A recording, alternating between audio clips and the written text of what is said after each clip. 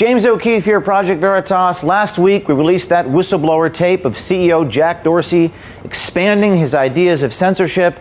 Not only was Project Veritas not deplatformed, we were trending number 6 on Twitter. Get ready, because today you're about to hear from one of Dorsey's top executives, Vijaya Gadde. She's the legal policy, trust, and safety lead. She does not know that she was being recorded in this staff meeting. And here she is on video discussing how and why Twitter put the president in a timeout before he was permanently banned. You can hear her talking about that and more. The civic integrity policy in particular has a range of options, from labeling to removal in some instances to permanent suspension. Yeah, Vijaya, I think you have the list of the top questions on SOC as well. Yes. Some of the main themes we're seeing, I think I've tried to address them, but whether we believe Trump's tweets are inciting violence and having real-world harm, I think we've seen that, in fact, they are. I think the question is which ones are. We've also seen that Trump has attempted, since coming back from the timeout, to de-escalate the situation, which I think has been helpful and important for some, if not all, of the people who are following him. So we do think that that is a risk, and that's why we're continuing our evaluation of how these tweets are being received and interpreted. Next, Gadde exposes Twitter's plans to scale the censorship that we are currently experiencing here in the U.S. globally. Gadde says they're doing this because of the violence that has unfolded as a result of, quote, either misleading information or coded rhetoric.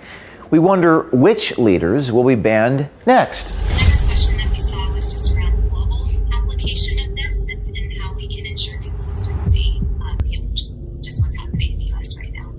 Yeah, actually, one of the interesting things is a lot of the work that we've been doing over the last week is work that we've built on in other places around the world where we've seen violence unfold as a result of either misleading information or coded rhetoric.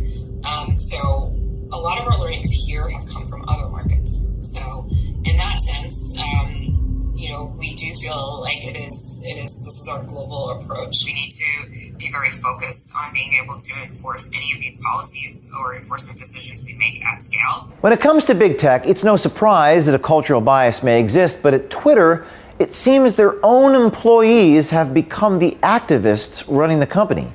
Gadde sounds almost apologetic to her own staff for initially only putting Trump in a timeout.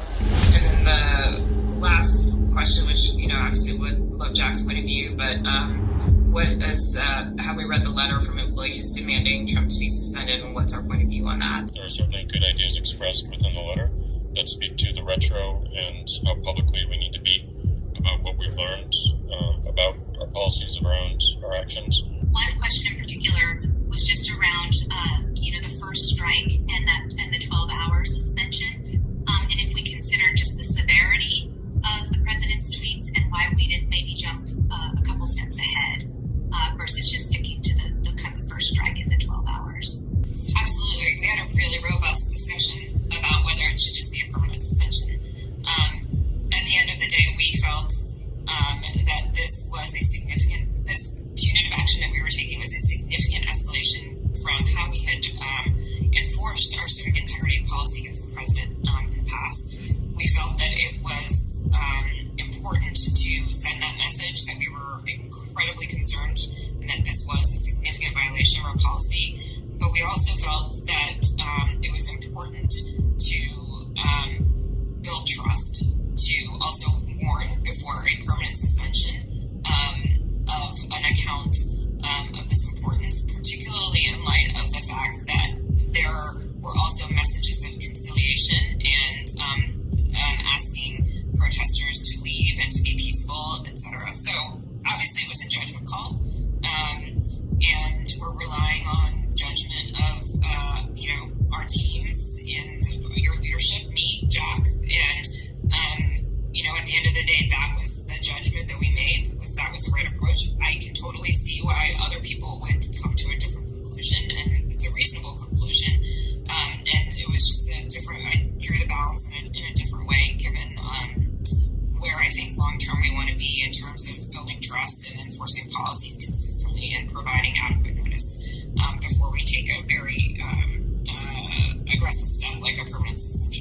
Last week, one of our investigations into voter fraud led to the arrest of an illegal ballot harvester in Texas.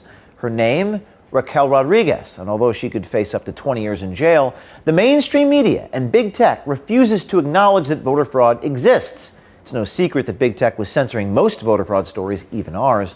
But listen to how they justify this censorship of something that is absolutely, incontrovertibly true. There's also been a lot of questions about retros,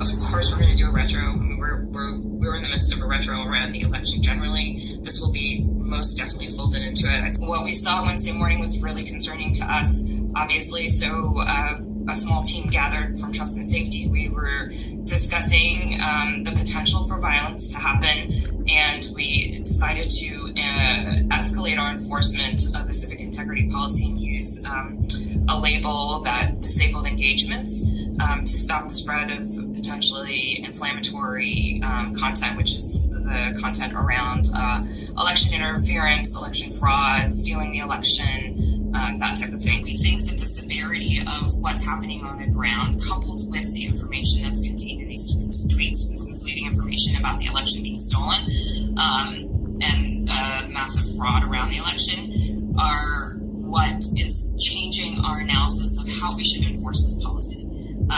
It is a much more severe violation, given what we're seeing on the ground. We've made the decision yesterday that we are going to actually be more aggressive in our enforcement beyond de-amplification. We are actually going to, for accounts that are primary purpose, spreading QAnon theories, we are going to, conspiracy theories, we are going to be permanently suspending those accounts. We are doing everything that we can to ensure that Twitter is being used in a positive way that positively affects society. If you're on the inside of big tech, mainstream media, or federal government agencies, reach out to us at veritastips@protonmail.com.